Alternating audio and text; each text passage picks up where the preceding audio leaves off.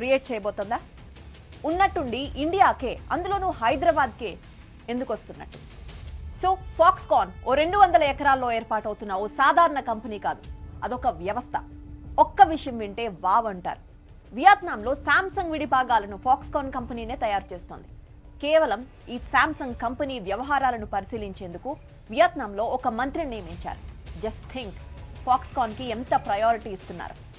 ఇదొక్క కంపెనీయే వియత్నాంలో 1,25,000 మందికి ఉద్యోగాలు ఇచ్చింది.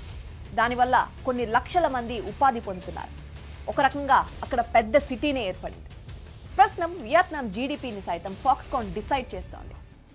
అక్కడనే కాదు, ఫాక్స్కాన్ ఎక్కడుంటే అక్కడ జీడిపిపై తనదైన మార్క్ వేస్తోంది.